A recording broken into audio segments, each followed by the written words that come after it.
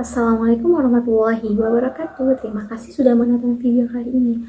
Oke, di sini saya akan menceritakan sebuah kisah tentang seorang hamba sahaya yang diangkat derajatnya oleh Rasulullah SAW dan orang yang pertama kali mengumandangkan azan. Siapa lagi kalau bukan Bilal bin Rabah. Bilal bin Rabah adalah seorang sahabat yang lahir di daerah As-Sarah, sebuah kota di daerah Madinah sekitar 43 sebelum hijrah. Ayahnya bernama Robah dan ibunya bernama Hammah. Kedua orang tuanya itu merupakan seorang budak. Ibunya seorang budak yang berkulit hitam milik Umayyah bin Khalaf dari Bani Jum'ah. Karena kondisi fisik sang ibu yang berkulit hitam, maka orang-orang menjuluki Bilal bin Rabah sebagai Ibnu As-Saudah atau putra dari wanita hitam. Para ulama menggambarkan sosok Bilal bin Rabah sebagai seorang laki-laki yang berkulit hitam.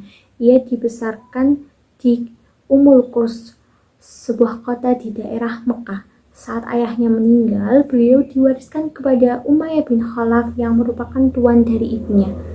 Ketika menjadi budak, beliau mendengar cerita atau kisah Rasulullah yang dibicarakan oleh masyarakat pada saat itu. Dan di tengah perdebatan tentang Rasulullah SAW pada saat itu, dengan kemantapan hatinya, beliau ingin berkunjung ke Rasulullah. Akhirnya beliau mendatangi Rasulullah dan menyatakan masuk Islam. Bilal pun mengucapkan 2 kalimat syahadat dan termasuk ke dalam orang yang pertama kali masuk Islam. Kabar keislaman Bilal bin Rabah terdengar ke seluruh penjuru hingga ke telinga Umayyah bin Khalaf.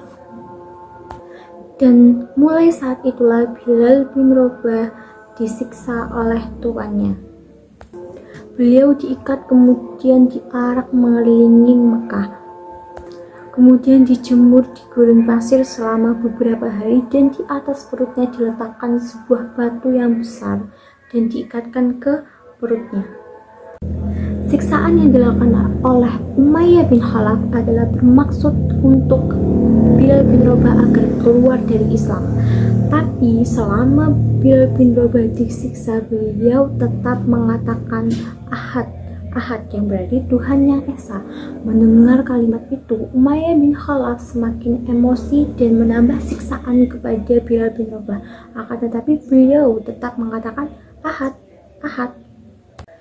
Dan diceritakan dalam kisah yang lain, bahkan Umayyah menyeru Bilal bin Rabah untuk memuji Lata dan Uzza.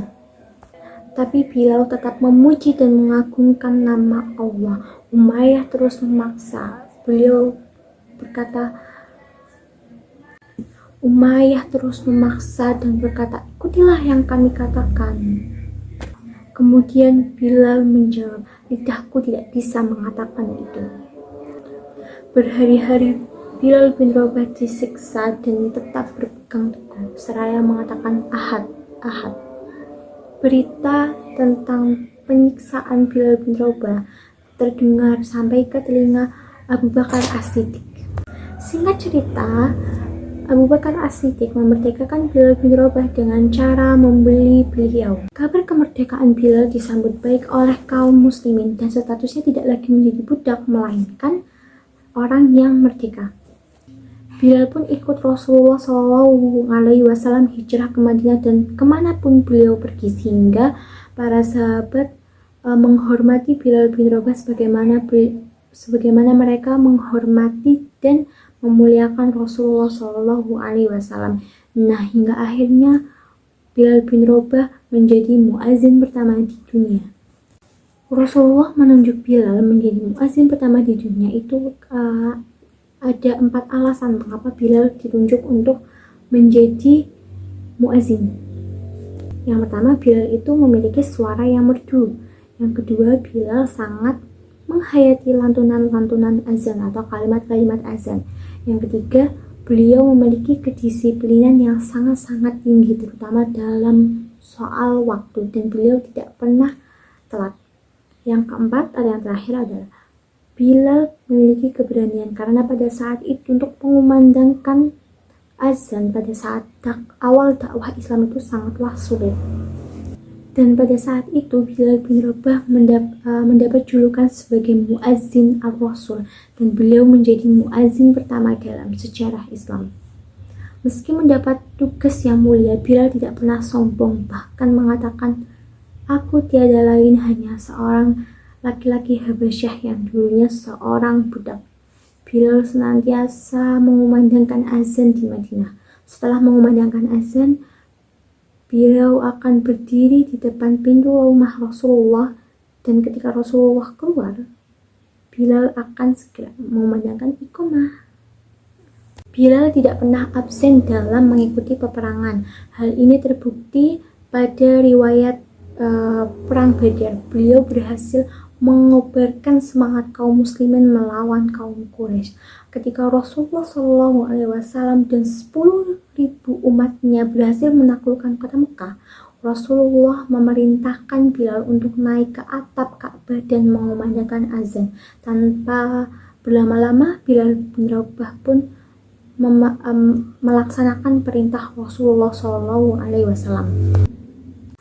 Terlepas dari kisah perjalanan Bilal bin Rabah dan Rasulullah, diceritakan dalam sebuah hadis Rasulullah memanggil Bilal bin Rabah, dan di hadapan para sahabatnya Rasul bersabda, "Aku diperlihatkan di dalam mimpi aku berada di dalam surga, dan di dalam surga aku mendengar telapak terompah. Kemudian